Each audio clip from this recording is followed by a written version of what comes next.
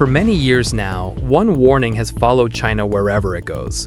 As China rises economically and challenges Western dominance, critics repeat the same concern again and again. China's population is aging, birth rates are falling, the workforce is shrinking, and because of this, they say China is running out of time. According to this argument, China will grow old before it ever grows rich. Its economy will slow down, social costs will rise, and the dream of catching up with the United States will fade away. Some even argue that China's best days are already behind it. At first glance, this sounds reasonable. Demographics do matter.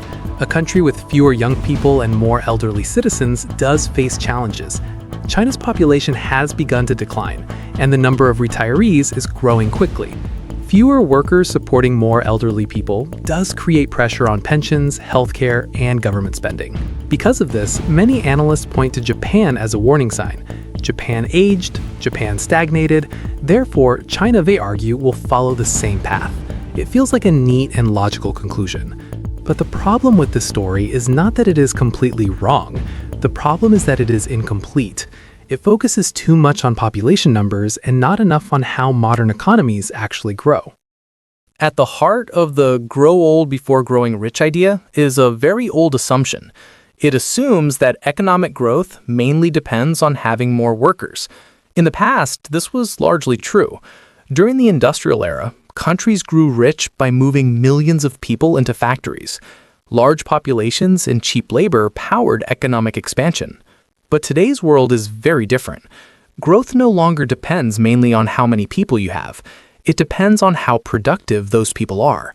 Technology, automation, education, infrastructure, and efficiency now matter far more than population size alone. This is where the demographic argument against China begins to weaken. Aging itself does not doom an economy. What really matters is whether a country can keep improving productivity as its population gets older. Many countries today have aging populations. Germany, South Korea, and Singapore are all aging societies, yet none of them are collapsing or falling into crisis. The real danger is not aging. The real danger is aging without productivity growth. China understands this very well. Instead of trying to increase its population at all costs, China is focusing on making each worker more productive. In many ways, this has been part of China's long-term plan for decades. One of the clearest examples is automation. China is now one of the largest users of industrial robots in the world. In factories across the country, machines are increasingly replacing repetitive and low-skilled labor. Tasks that once required hundreds of workers can now be done by a small number of highly trained operators. This shift helps China deal with labor shortages while also increasing output and quality. Fewer workers are producing more goods. This directly challenges the idea that a shrinking workforce must lead to economic decline. Infrastructure is another major factor that often gets overlooked. China's investment in infrastructure is not just about size, but about efficiency. High-speed rail allows people to travel long distances quickly, expanding labor markets and improving productivity. Modern ports and logistics systems reduce costs for businesses and speed up supply chains. An aging society can still perform extremely well if its systems are efficient.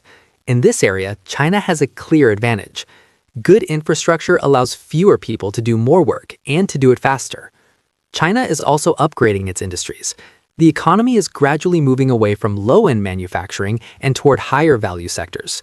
Industries like electric vehicles, batteries, renewable energy, artificial intelligence, and advanced manufacturing now play a much bigger role than they did in the past.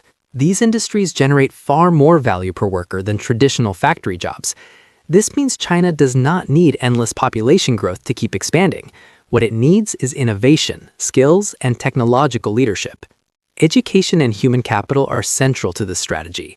China produces a large number of engineers, scientists, and technical graduates every year. While the population may be aging, the workforce is becoming more skilled. A smaller but more capable workforce can often outperform a larger but less productive one. This brings us to the comparison with Japan, which is often used to argue that China's future is already decided. But this comparison is misleading. Japan aged after it became rich. China is aging while it is still developing. On the surface, this seems like a disadvantage.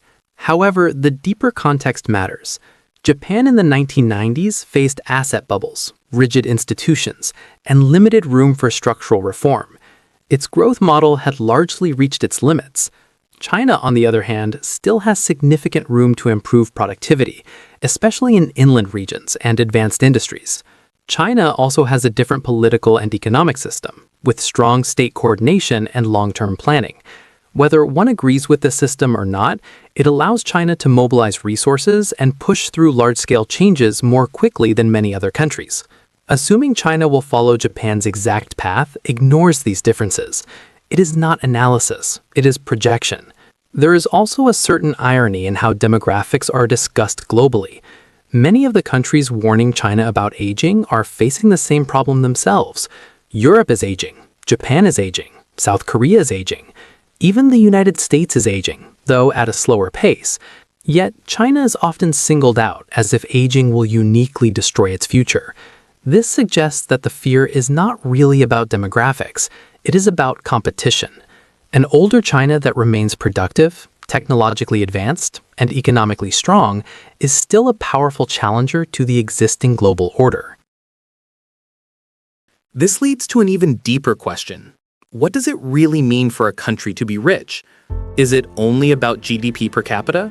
Or does it also include infrastructure quality, industrial capacity, technological independence, energy security, and social stability? China may never look like the United States, but it does not need to. China's development path is different, shaped by its own history, scale, and priorities. Wealth can take many forms, and power is not measured by income statistics alone. History shows that countries do not decline simply because their populations grow older. They decline when they fail to adapt to new realities. They decline when institutions become rigid, innovation slows, and productivity stagnates. Demographics shape the environment in which countries operate, but they do not decide destiny. Policy choices matter, technology matters, planning matters, adaptability matters. China's aging challenge is real, and it should not be ignored. But the idea that it automatically means China will fail is far from proven. In fact, the coming decades may show something unexpected. They may show that a country can grow older while still becoming more advanced, more productive, and more resilient. So, will China grow old before growing rich? The answer depends on what kind of future you believe in. Do you believe success belongs to countries with more people, or to countries that use technology, efficiency, and long-term planning more effectively? Let me know what you think in the comments. Is China's aging population a fatal weakness, or is it an exaggerated fear? If you like what you watched, hit the like button, and most importantly, don't forget to subscribe to our channel for more interesting videos.